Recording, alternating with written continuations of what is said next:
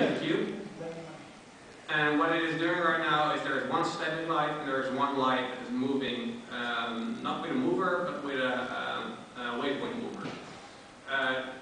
What we did is it's just exactly the same like the mover, but you can create some empties and have call those empties within the script, and then it just moves along those empties. You guys? You can see the light moving a little bit. We're just standing in a cube with two lights, by the way, so that's quite funny. I think you can see cubes. No, okay.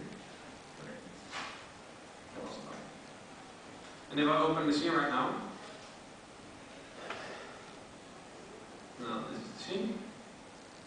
One little thing.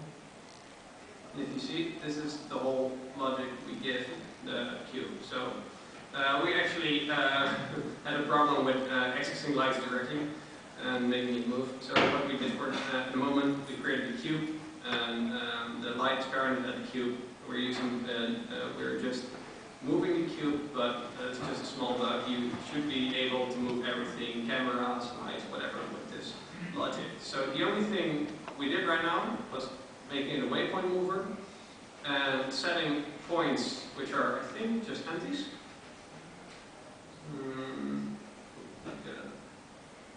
The spawn position. There's point 4, and there's point 3, I think.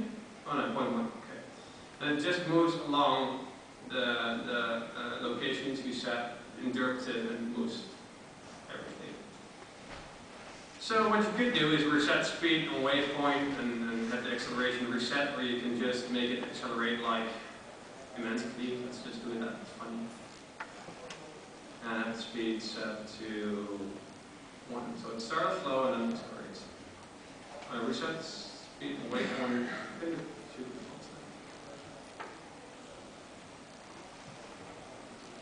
And these values are at the moment just in a text file, but they could be implemented with like a Python script or something, an add-on that could just use drop-down boxes, and you can use sliders to give speed or acceleration.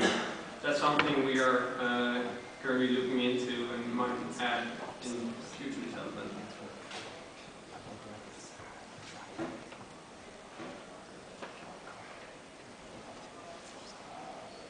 So we're looking at the light now. It starts quite slow.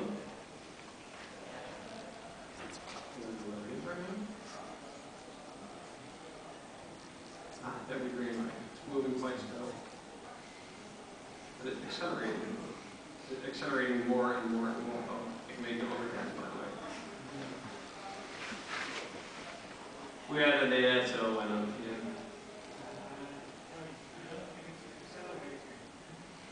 It should be accelerating at 5 nanometers per second. Yeah, I guess so. I don't know why it's doing. Maybe I misinterpreted the reset. So double L. Single L and a dollar.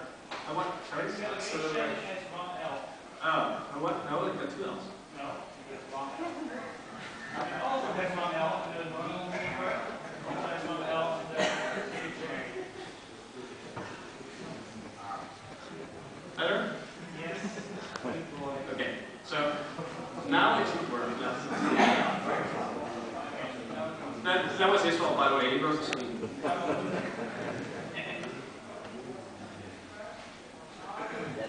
So if we're doing live.plan, we'll load live.plan.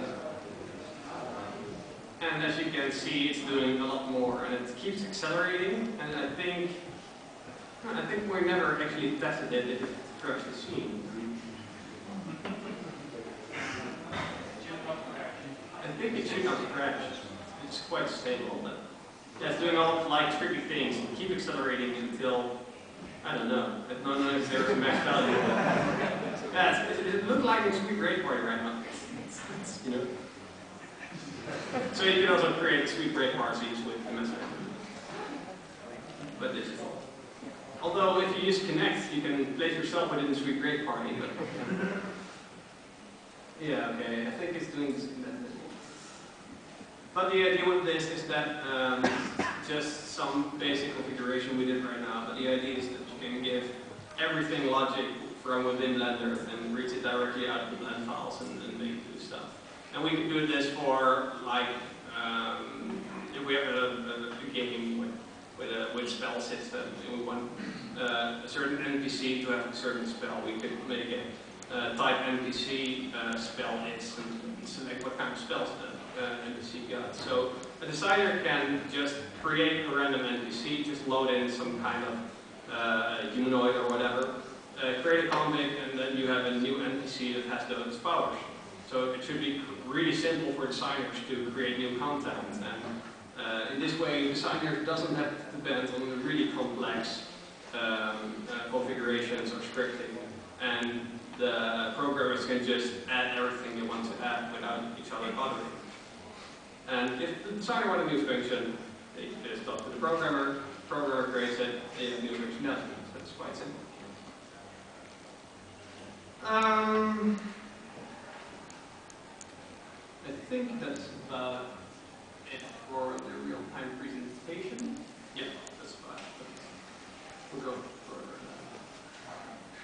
5 minutes. Okay, I will just skip.